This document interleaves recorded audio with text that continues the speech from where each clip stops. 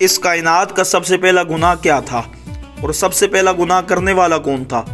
इस सवाल के जवाब में अक्सर लोग कहेंगे कि वो पहला गुनाह शैतान ने किया है कि जब उसने हज़रत आदम अलैहिस्सलाम को सजदा करने से इनकार किया था और कहा था कि मैं आदम से बेहतर हूँ, मुझे तो आग से पैदा किया गया है और आदम को मिट्टी से पैदा किया गया। यानी कायनात का पहला गुनाह गरूर व तकब्बुर था, जिसने अज़ाज़ील को इब्लीस बना दिया। लेकिन तारीख़ इंसानी में इस सरज़मी पर पहला गुनाह जिसने किया था उसके मुतालिक बहुत कम लोग वाकिफ़ हैं। दरअसल हज़रत आदम अलैहिस्सलाम के इस दुनिया में तशरीफ़ लाने के बाद आप अलैहिस्सलाम के एक बेटे ने आपके दूसरे बेटे को कत्ल करके तारीख़ इंसानी का सबसे पहला गुनाह किया था। वो कातिल कौन था, ये कत्ल क्यों हुआ था और वो मकतूल कौन था, इस वीडियो में हम इस किस्से को मुकम्मल तौर पर बयान करेंगे। ये उस वक्त की बात है कि जब रूए ज़मीन पर इंसानी ज़िंदगी की इब्तिदा हुई थी, जब हज़रत आदम अलैहिस्सलाम और हज़रत हव्वा को ममनू फल खाने की वजह से ज़मीन पर तशरीफ़ लाना पड़ा। आप दोनों ने अल्लाह ताला की बारगाह में बहुत इल्तिजा की और माफ़ी मांगी। चंद बरस बाद हज़रत अम्मा हव्वा के बतन से औलाद की पैदाइश हुई। ये पैदाइश ख़ास सूरतों में होती थी। जब भी अम्मा हव्वा हामिला होती तो जुड़वा बच्चों की पैदाइश हो जाती, जिनमें एक लड़का और एक लड़की पैदा होते थे। एक साथ पैदा होने वाले लड़के और लड़की का निकाह दूसरे हमल में पैदा होने वाले लड़के और लड़की से कर दिया जाता था, जबकि इन जुड़वा बच्चों लड़के और लड़की का निकाह आपस में हराम पाता, जिनकी पैदाइश एक साथ हुई थी। हज़रत आदम अलैहिस्सलाम की औलाद में दो बेटे हाबील और काबील की पैदाइश हुई थी। काबील के साथ पैदा होने वाली लड़की का नाम अकलीमा था और हाबील के साथ पैदा होने वाली लड़की का नाम लियूदा था। हज़रत आदम अलैहिस्सलाम की शरीयत के मुताबिक अकलीमा काबील की बहन थी और लियूदा हाबील की बहन थी। लिहाजा दस्तूर के मुताबिक काबील का निकाह हाबील की बहन लियूदा से होना था और हाबील का निकाह अकलीमा से होना था। अकलीमा जब जवान हुई तो उसके हुस्न व जमाल में बहुत इजाफा हो गया और वो लियूदा से ज़्यादा खूबसूरत थी। लिहाजा काबील के दिल में शैतान ने शर पैदा किया और उसने ये ख्वाहिश जाहिर की कि वो अकलीमा से ही निकाह करेगा। काबील शरीयत से वाकिफ़ था, इसके बावजूद वो ज़िद और हठधर्मी पर कायम रहा। हज़रत आदम अलैहिस्सलाम ने काबील को बहुत समझाया और अल्लाह का खौफ दिलाया, मगर वो न माना। आखिरकार हज़रत आदम अलैहिस्सलाम ने दोनों के दरमियान फैसला का यह रास्ता इख्तियार किया कि आपने काबील और हाबील दोनों को अल्लाह की बारगाह में कुर्बानी पेश करने का हुक्म दिया और फरमाया कि तुम दोनों में से जो भी अकलीमा का हकीकी हकदार होगा, अल्लाह उसकी कुर्बानी को कबूल फरमा लेगा और इस तरह फैसला हो जाएगा। उस ज़माने में कुर्बानी के कबूल होने की यह निशानी होती थी कि कुर्बानी करने वाला अपनी कुर्बानी को पहाड़ की ऊंची चोटी पर रख देता था और आसमान से एक आग उतरकर उसको जला देती थी, और जिसकी कुर्बानी कबूल ना होती उसे आग नहीं खाती थी। अगली सुबह हाबील अपने बेहतरीन मवेशियों को साथ लाया और उनमें से जो सबसे आला किस्म की भेड़ थी उसको कुर्बानी के लिए पेश कर दिया। काबील चूंकि खेती बाड़ी करता था, लिहाजा उसने कुछ अनाज उठाए जो कि सबसे नाकिस किस्म के थे।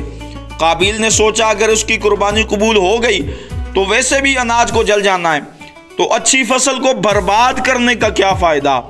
लिहाजा वो रद्दी और नाकिस किस्म के अनाज लेकर आया। जबकि हाबील एक नेक सीरत, मुत्तकी और अल्लाह ताला से डरने वाला शख्स था, चुनांचे उसने अपनी नेक नीयती के साथ और खालिस अल्लाह की रज़ा के लिए अपना बेहतरीन मवेशी पेश कर दिया। दोनों भाइयों ने अपनी अपनी कुर्बानी एक ऊंचे पहाड़ पर ले जाकर रख दी। अचानक आसमान से एक आग नाजिल हुई और उस आग ने हाबील की दी हुई कुर्बानी को जला डाला और काबील का अनाज वैसे का वैसा ही पड़ा रह गया।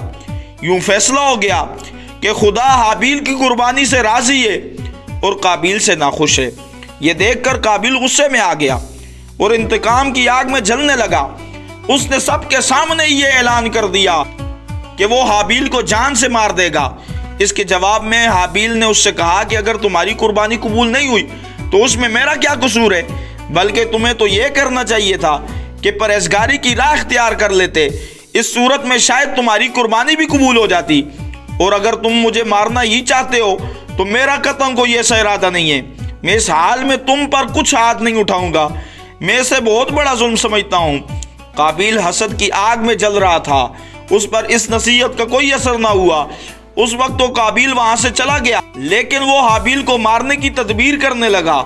शैतान लईन जो इब्तिदा से इंसान का दुश्मन है, उसने काबिल को कत्ल करने की राह दिखाई। उसने एक परिंदा पकड़ा और उसका सर एक पत्थर पर रखकर दूसरे पत्थर से कुचल दिया। इस तरह काबिल को मालूम हो गया कि कत्ल किस तरह करना चाहिए। हाबिल चूंकि बकरियां चराता था, एक दिन दरख्त के साए में वो आराम कर रहा था कि काबिल ने बड़ी बेरहमी से हाबिल को कत्ल कर दिया। जब काबिल ने हाबिल को कत्ल कर दिया तो उसकी अकल ज़ाइल हो गई, समझने की सलाहियत ख़त्म हो गई। अब बड़ा परेशान हुआ कि इसकी लाश का क्या करे।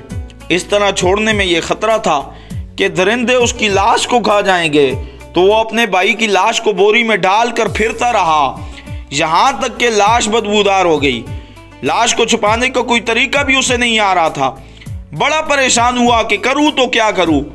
तब अल्लाह पाक ने 2 कौवे भेजे। काबिल उन 2 कौवों को देख रहा था। उन कौवों में से एक कौवे ने दूसरे कौवे को मार दिया और फिर जमीन खोद कर उसमें उसको डाल दिया। इससे काबिल को मालूम हो गया कि उसे भी यही करना चाहिए और नदामत महसूस करते हुए कहने लगा, हाय अफसोस कि मैं इस कौवे जैसा भी ना हो सका। इस तरह उसने अपने भाई को जमीन में दफन कर दिया। यह इंसानियत का पहला कत्ल था। जब काबिल ने हाबिल को कत्ल किया तो इससे पहले उसका रंग सफेद था, लेकिन कत्ल के बाद उस पर फटकार पड़ी और उसका सारा जिस्म काला हो गया। जब हजरत आदम अलैहिस्सलाम ने हाबिल को गायब पाया तो उसको बहुत तलाश किया, मगर वो न मिला। हजरत आदम अलैहिस्सलाम शब व रोज हाबिल के गम में रोने लगे। रिवायात में आता है कि जब हाबिल को काबिल ने कत्ल कर दिया तो काबिल को अपने दरबार से हजरत आदम अलैहिस्सलाम ने निकाल दिया और वो यमन की सरजमीन अदन में चला गया। वहां इबलीस उसके पास आकर कहने लगा कि हाबिल की कुर्बानी को आग ने इसलिए खा लिया था क्योंकि हाबिल आग की पूजा किया करता था, लिहाजा तू भी आग की पूजा करना शुरू कर दे।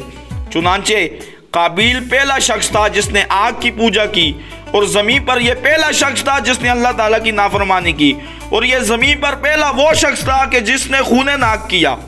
तो रात में भी काबिल और हाबिल का मुकम्मल वाक़या मिलता है, जिन्हें कायन और हाबिल के नाम से जिक्र किया गया है।